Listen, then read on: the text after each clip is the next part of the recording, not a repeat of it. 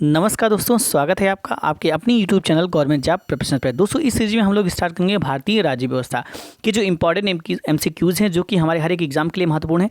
जैसे कि आपके लेखपाल और एनटीपीसी के एग्जाम्स होने वाले हैं, लेखपाल की वैकेंसीज आने वाली हैं, एनटीपीसी की डेट्स आने वाली हैं एग्जाम्स की, तो उन सारी चीज़ों के लिए बहुत ही महत्वपूर्ण ये सीरीज़ रहने वाली है। हम लोग ऑलरेडी यहाँ पर इसी तरह से आपका जो हिस्ट्री का सीरीज है वो डिस्कस कर रहे हैं, और इसी तरह से हम लोग अल्टरनेट डेज में एक दिन हिस्ट्री और ज्योग्राफी, एक दिन हिस्ट्री और भारतीय राज्य व्यवस्था, एक दिन ज्योग्राफी और इकोनॉमी, ज्योग्राफी और आपका जनरल साइंस ये डिस्कस कर सकेंगे। धीरे धीरे इसी तरह से आपका पर्यावरण की भी आपको एमसीक्यूज डिस्कस करेंगे। तो जो भी इंपॉर्टेंट एमसीक्यूज हैं वो सारे के सारे डिस्कस करेंगे, ताकि आपके जो ये कोर सब्जेक्ट होते हैं जीएस के सारे कंप्लीट हो जाए एमसीक्यूज के माध्यम से, और आप इसमें अच्छा परफॉर्मेंस कर सकें। तो इन वीडियो सीरीज को आप लोग जरूर पूरा अंत तक देखिएगा और ज़्यादा से ज़्यादा इन वीडियो सीरीज को शेयर कीजिए।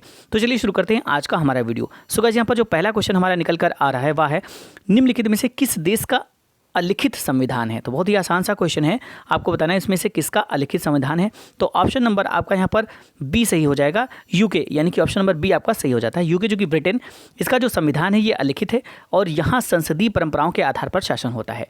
यूएसए जो है ये पाकिस्तान एवं भारत के संविधान लिखित हैं। अगर यूएसए और पाकिस्तान और भारत की बात करते हैं तो इसके जो संविधान है वो लिखित हैं। अगला क्वेश्चन देखते हैं। नेक्स्ट हमारा क्वेश्चन है, जिस संविधान सभा द्वारा भारत के संविधान का अधिनियमन किया गया उसके सदस्य कौन थे। तो आंसर यहाँ पर आपका हो जाएगा विभिन्न प्रांतों की विधानसभाओं के द्वारा निर्वाचित। ठीक है, यानी कि ऑप्शन नंबर बी आपका सही आंसर हो जाता है।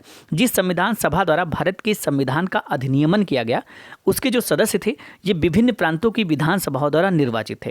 कैबिनेट मिशन की संस्तुति पर भारतीय संविधान का निर्माण करने वाली एक संविधान सभा का गठन जो है ये जुलाई 1949 में किया गया, जिसके कुल सदस्यों की जो संख्या थी ये 389 यानी 389 थी, जिसमें से 292 सदस्य जो थे वो ब्रिटिश प्रांतों की विधानसभाओं से 4 से निर्वाचित थे, 4 सदस्य चीफ कमिश्नर क्षेत्रों से प्रतिनिधि, और जो 93 थे सदस्य ये देशी रियासतों के प्रतिनिधि थे। ठीक है, अगला क्वेश्चन देखते हैं।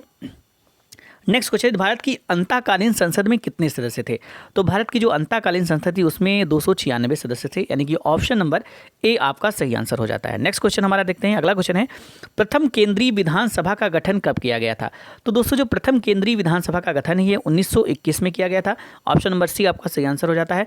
भारत सरकार अधिनियम 1919 था, इसके तहत प्रथम केंद्रीय विधानसभा का गठन वर्ष 1921 में किया गया था। इसके जो प्रथम अध्यक्ष थे ये फ्रेडरिक व्हाइट 1921 से 1925 थे, जबकि इसके जो दूसरे अध्यक्ष थे ये स्वराज पार्टी के विट्ठल भाई पटेल 24 अगस्त 1925 से 1930 तक रहे थे। ठीक है, अगला क्वेश्चन देखते हैं। नेक्स्ट हमारा क्वेश्चन है, भारत की संविधान सभा किसके कहने पर बनाई गई थी। तो बहुत ही आसान सा क्वेश्चन है, कैबिनेट मिशन के कहने पर बनाई गई थी, यानी कि ऑप्शन नंबर डी आपका सही आंसर यहाँ पर हो जाता है। ठीक है, जो भारत की संविधान सभा है इसका जो गठन है ये कैबिनेट मिशन योजना द्वारा सुझाए गए प्रस्तावों के तहत वर्ष 1946 में इसका निर्माण किया गया था। संविधान सभा का जो गठन है ये संविधान के निर्माण के लिए किया गया था। ठीक है, अगला क्वेश्चन है, भारत की संविधान सभा का अध्यक्ष कौन था। तो दोस्तों जो भारत की संविधान सभा के अध्यक्ष थे वो थे डॉक्टर राजेंद्र प्रसाद। स्थायी सदस्य यही हुआ करते थे, पहले जो स्थायी सदस्य थे ये थे डॉक्टर राजेंद्र प्रसाद। भारत की जो संविधान सभा है इसके जो अध्यक्ष थे ये थे डॉक्टर राजेंद्र प्रसाद। 9 दिसंबर 1946 को संविधान सभा द्वारा सच्चिदानंद सिन्हा को अस्थायी सदस्य के रूप में चुना गया था, जबकि 11 दिसंबर 1946 को डॉक्टर राजेंद्र प्रसाद जो थे ये संविधान सभा के स्थायी अध्यक्ष के रूप में निर्वाचित हुए थे। बाद में डॉक्टर राजेंद्र प्रसाद भारत के प्रथम राष्ट्रपति भी बने। ठीक है, अगला क्वेश्चन देखते हैं। नेक्स्ट क्वेश्चन है, निम्नलिखित में से भारतीय संविधान सभा का अध्यक्ष कौन था। ये तो फिर वही कहानी हो गई, रिपीट हो गया क्वेश्चन। तो आंसर आपका हो गया डॉक्टर राजेंद्र प्रसाद। भारतीय संविधान सभा का जो अध्यक्ष है वो थे डॉक्टर राजेंद्र प्रसाद। अगला क्वेश्चन देखते हैं। नेक्स्ट हमारा क्वेश्चन है, स्वातंत्र्यवाद किसका द्योतक है। तो दोस्तों जो स्वातंत्र्यवाद द्योतक होता है ये होता है सामाजिक, राजनैतिक तथा आर्थिक पहलुओं की स्वतंत्रता का। सामाजिक, राजनैतिक और आर्थिक पहलुओं की स्वतंत्रता का द्योतक होता है स्वातंत्र्यवाद। अगला क्वेश्चन है, संविधान के अंतर्गत भारतीय लोकतंत्र के आदर्शों को हम कहाँ देख सकते हैं। तो लोकतंत्र के आदर्शों को हम उसकी प्रस्तावना में देख सकते हैं, यानी कि ऑप्शन नंबर ए आपका सही आंसर हो जाता है। भारत के संविधान के अंतर्गत भारतीय लोकतंत्र के आदर्शों की जो झलक है वो हमें संविधान की प्रस्तावना में ही मिलती है। प्रस्तावना के माध्यम से भारतीय संविधान का सार, अपेक्षाएं, उद्देश्य, उसका लक्ष्य तथा दर्शन प्रकट होता है। ठीक है, अगला क्वेश्चन देखते हैं। संविधान की जो प्रस्तावना है उसमें भारत को निम्नलिखित में से किस रूप में घोषित किया गया है। तो आपको आंसर यहाँ पर बताना है। तो आंसर आपका यहाँ पर सी सही हो जाएगा। एक संप्रभुता संपन्न, समाजवादी, पंथ निरपेक्ष और लोकतांत्रिक गणराज्य, यानी कि ऑप्शन नंबर सी आपका सही आंसर हो जाता है। नेक्स्ट क्वेश्चन देखते हैं। हमारा अगला क्वेश्चन है, संविधान की प्रस्तावना में भारत को कहा गया है। ये तो रिपीटेड क्वेश्चन कह सकते हैं इसको। तो आंसर आपका यहाँ पर हो जाएगा सर्व सत्ताधारी, समाजवादी, धर्मनिरपेक्ष, लोकतांत्रिक गणराज्य। ठीक है, ठीक है दोस्तों, यहाँ पर बता देता हूँ कि 26 जनवरी 1950 को संविधान सभा लागू होने के समय भारतीय संविधान की प्रस्तावना में भारत को एक संप्रभुता संपन्न, समाजवादी, पंथ निरपेक्ष, लोकतंत्रात्मक गणराज्य घोषित किया गया है। मूल संविधान की जो प्रस्तावना थी, इसमें समाजवादी, पंथ निरपेक्ष एवं अखंडता शब्द नहीं हुआ करते थे।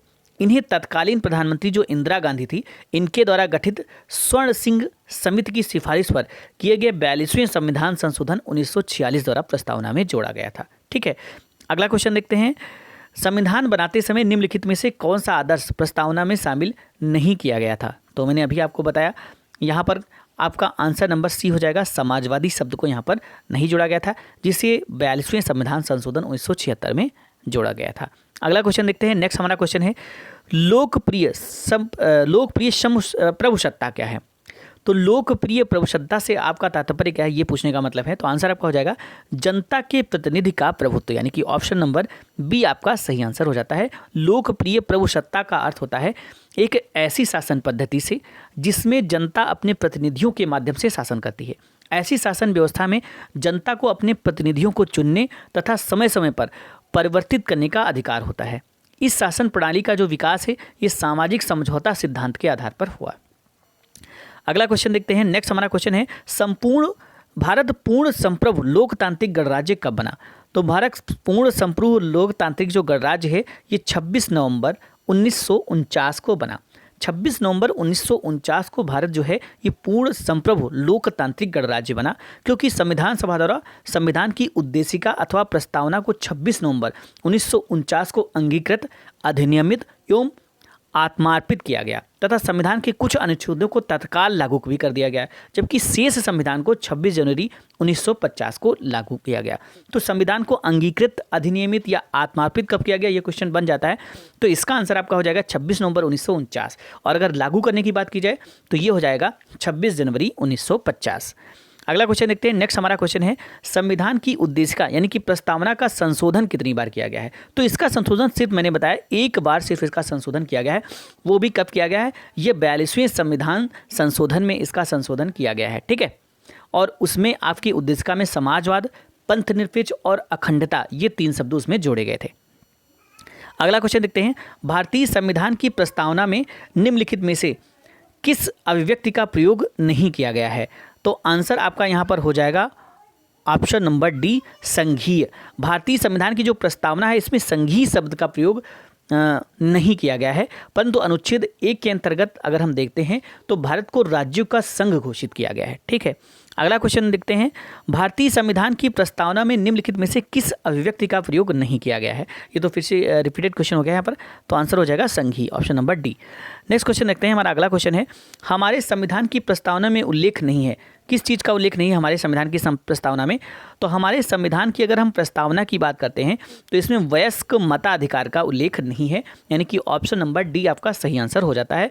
संविधान की जो प्रस्तावना है, इसमें न्याय, भ्रातृत्व एवं प्रतिष्ठा की समानता का तो उल्लेख मिलता है, परंतु वयस्क मताधिकार का उल्लेख नहीं है। संविधान के अनुच्छेद 326 में वयस्क मताधिकार के आधार पर लोकसभा और राज्य विधानसभाओं के निर्वाचनों का होना उल्लेखित किया गया है। ठीक है, अगला क्वेश्चन देखते हैं। नेक्स्ट क्वेश्चन है, संविधान के निर्माताओं के मनोभाव और आदर्श प्रतिबिंबित होते हैं। तो किसमें ये प्रतिबिंबित होते हैं? तो बहुत ही आसान सा इसका आंसर हो जाएगा उद्देशिका।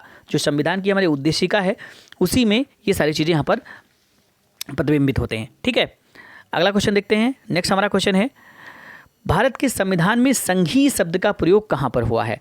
तो भारत का जो संविधान है, इसमें जो संघीय शब्द का प्रयोग हुआ है, ये संविधान में कहीं पर भी संघीय शब्द का प्रयोग नहीं किया गया है। ठीक है, भारतीय संविधान में संघ शब्द के स्थान पर अनुच्छेद 1 के अंतर्गत, जैसा कि मैंने बताया, राज्यों के संघ शब्द का प्रयोग किया गया है। ठीक है, अगला क्वेश्चन देखते हैं। तो आज के लिए दोस्तों यहाँ पर इतने ही क्वेश्चंस हैं और इसी तरह से सीरीज कंटिन्यू जारी रहेगी। आपको डेली आपको एमसीक्यूज मिलेंगे और उसके साथ उसके जो व्याख्यान है उनको भी आप देखिएगा, ताकि उससे भी बहुत सारे क्वेश्चन आपके बन सकते हैं। तो ये सीरीज यहाँ पर चलती रहेगी। जैसा कि मैंने बताया कि आपको अल्टरनेट मिलेगा, एक दिन आपको हिस्ट्री और भारतीय राज्य व्यवस्था के वीडियोस प्रोवाइड किए जाएंगे और नेक्स्ट डे आपको जनरल साइंस और ज्योग्राफी का वीडियो आपको प्रोवाइड किया जाएगा। तो आप लोग इस वीडियो को जरूर देखें ताकि आपके कोर सब्जेक्ट जो जीके कहते हैं वो सारे के सारे कंप्लीट हो सकें। तो मिलते हैं नए वीडियोस के साथ, तब तक के लिए थैंक्स फॉर वॉचिंग।